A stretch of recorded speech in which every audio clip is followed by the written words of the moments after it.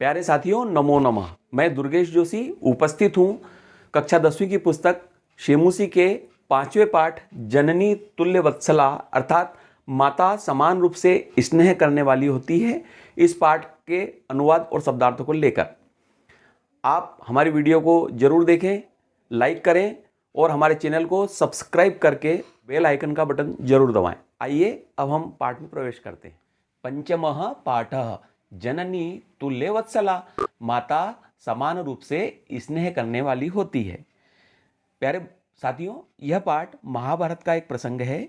महाभारत में अनेक प्रसंग हैं जो आज के युग में भी उपादेय हैं। महाभारत के वन पर्व से ली गई यह कथा न केवल मनुष्यों अपितु सभी जीव जंतुओं के प्रति समदृष्टि पर बल देती है। समाज में दुर्बल लोगों तथा जीवों के प्रति भी माँ की ममता प्रगाढ़ होती है। यह इस पाठ का अभिप्रेत है। प्रस्तुत पाठ्यांश महाभारत से उद्धृत है, जिसमें मुख्यतः भगवान व्यास द्वारा धृतराष्ट्र को एक कथा के माध्यम से यह संदेश देने का प्रयास किया गया है कि तुम पिता हो और एक पिता होने के नाते अपने पुत्रों के साथ साथ अपने भतीजों के हित का भी ख्याल रखना उचित है।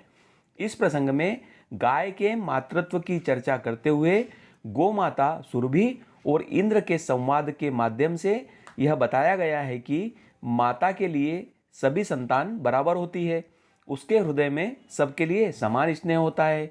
यह कथा का आधार महाभारत वन पर्व, ये देखिए वन पर्व में लिखा है ना, वन पर्व 10वें अध्याय श्लोक संख्या 8 से श्लोक संख्या 16 तक है। आइए अब हम पाठ देखते हैं। प्रस्तुतः पाठः महर्षि वेद व्यास विरचितस्य ऐतिहासिक ग्रंथस्य महाभारतस्य वन पर्वः इत्यतः गृहीतः।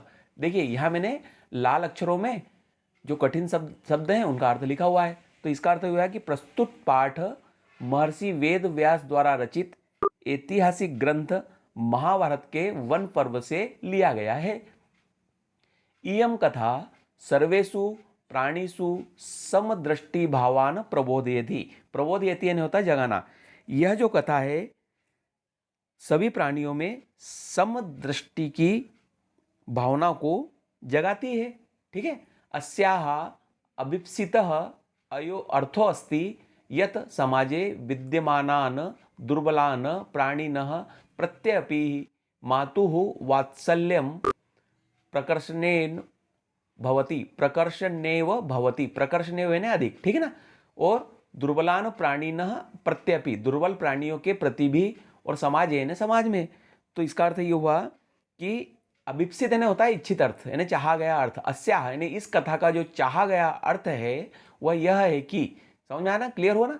इस कथा में क्या कहना चाह रहे हैं, वह यह है कि समाज में विद्यमान दुर्बल प्राणियों के प्रति भी मातु वात्सल्य यानी माता का स्नेह जो होता है, प्रेम हमेशा अधिक होता है।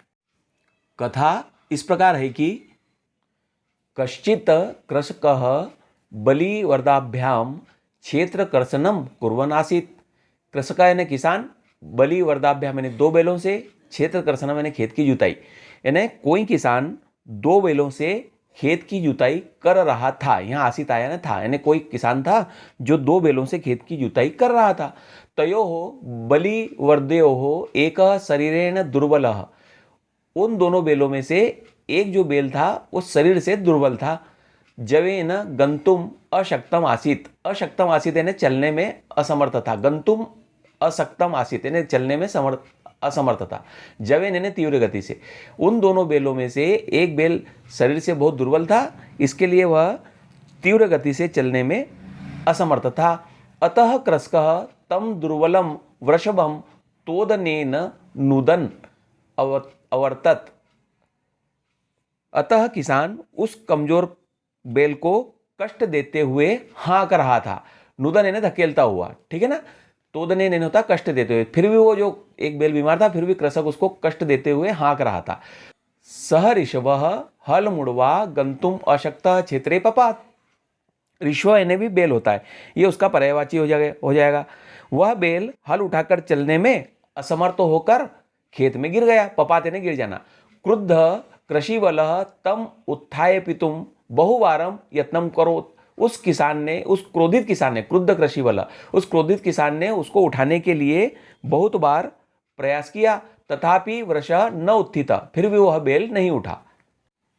भूमौ पतितं स्वपुत्रं दृष्ट्वा सर्वधेनूनां मातुः सुरभेः नेत्राभ्याम अश्रुनि आविरासन। नेत्राभ्याम अश्रुनि यानी दोनों आंखों में आंसू आ जाना। अविरासन, अविरासन यानी सामने आ गए। वो जो बेल था वो जब भूमि पे गिर गया तो भूमौ पतितम स्वपुत्रम दृष्टवा, तो भूमि पे गिरे हुए अपने पुत्र को देखकर सर्वधेनुनाम मातु, समस्त धेनुओं की माता जो सुरभि कहलाती है, उसकी आंखों में आंसू आ गए और वह रोने लगी।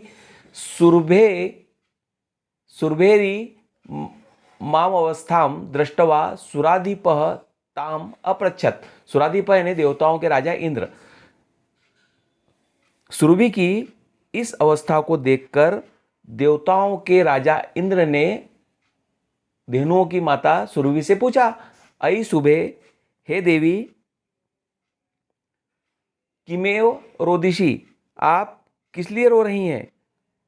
उच्चिताम इति, आप कहिए कि क्या कारण है आपके रोने का। साच, तब वह कहती है, फिर यहाँ एक श्लोक है, श्लोक इस प्रकार से है, विनिपातो न वह कश्चिद दृश्यते त्रिदशाधिप।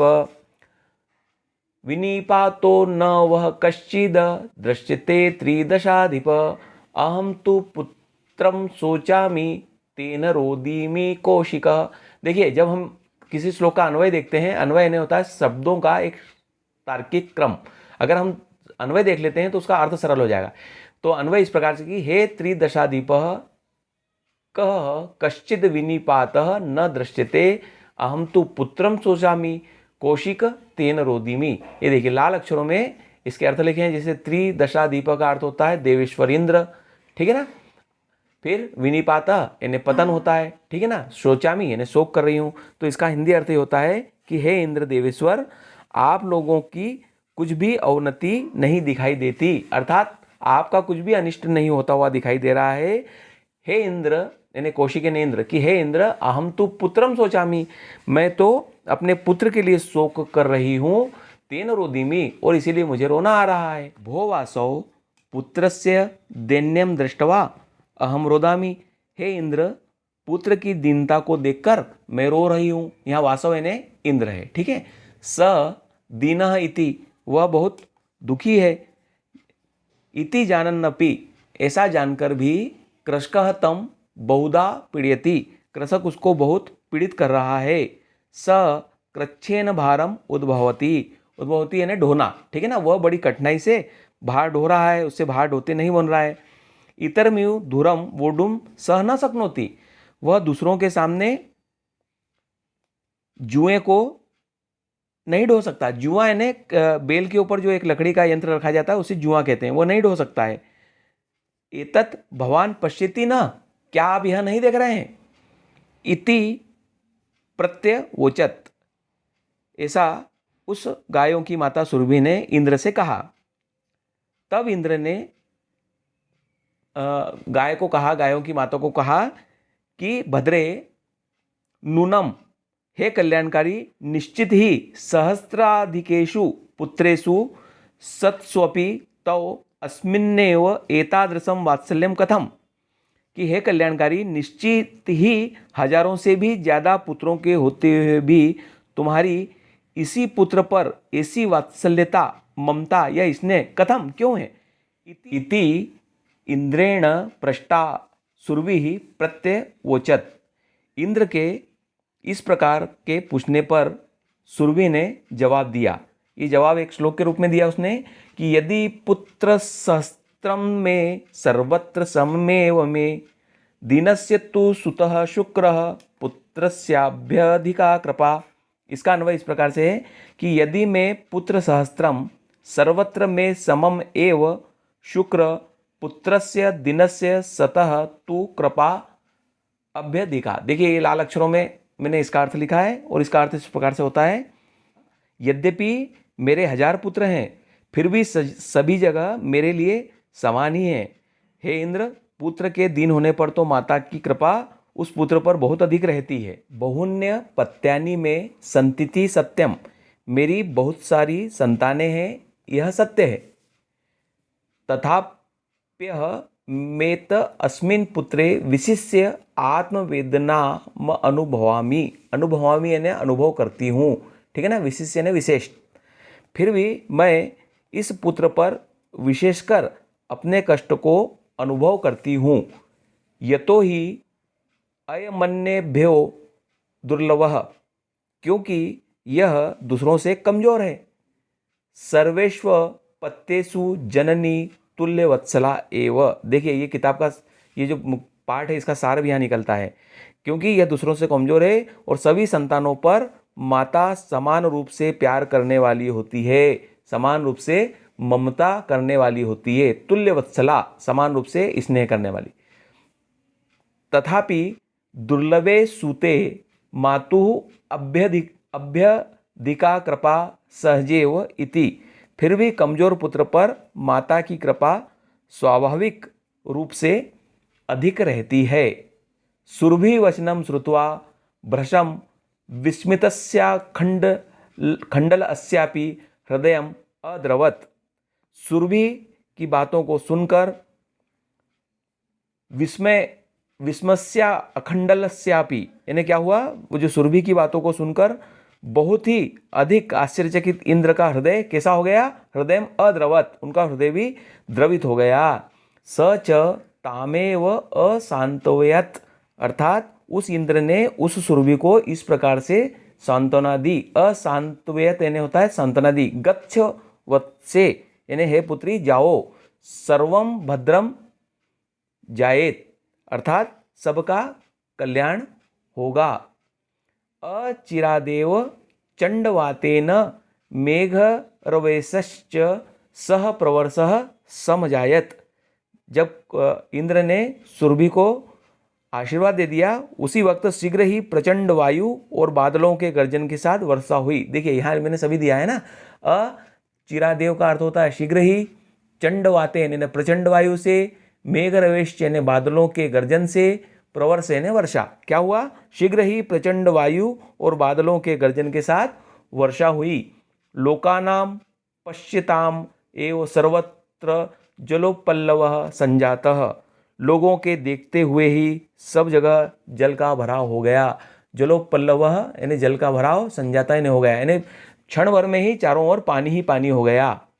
कृषकः हर्षातिरेकेण कृषण विमुखः सन वृषभो नीत्वा गृहम अगात। अगात का अर्थ होता है गया, ठीक है ना। किसान जो था वो इतनी वर्षा देखकर हर्षातिरेकेण यानी अत्यधिक हर्षित होकर प्रसन्नता के कारण कर्षण विमुखः, जोतने के काम, जो कर्षण का काम कर रहा था किसानी काम, उससे विमुख होकर वृषभो यानी बेलों को लेकर घर आ गया, ठीक है ना। फिर अगला एक श्लोक दिया हुआ है अंत में, अपत्येषु च सर्वेषु जननी तुल्यवत्सला पुत्रे दीने तु सा माता कृपाद्र हृदया भवेत। इसका जो अन्वय है वो इस प्रकार है, सर्वेषु अपत्येषु, अपत्येषु यानी होता है संतान, ठीक है। जननी तुल्यवत्सला दीने च पुत्रे तु सा माता कृपा आद्र हृदया भवेत। कृपा आद्र हृदया भवेत का अर्थ होता है कृपा से द्रवित हृदय वाली। अब इस श्लोक का जो अर्थ है वो इस प्रकार है कि सभी संतानों के प्रति माता समान रूप से प्यार करने वाली होती है और दीन पुत्र पर तो वह माता कृपा से भी द्रवित हृदय वाली होती है। प्यारे साथियों, हमारा यह पाठ यहाँ समाप्त होता है और हमने देखा कि माता किस प्रकार से समान रूप से अपने बच्चों पर प्यार करती है, स्नेह करती है, और जो बच्चा थोड़ा सा दिन दुखी होता है उस पर माता की कृपा अधिक होती है। अब हम अपने अगले वीडियो में जल्दी से जल्दी आपसे मिलेंगे इस पाठ के प्रश्न अभ्यास को लेकर।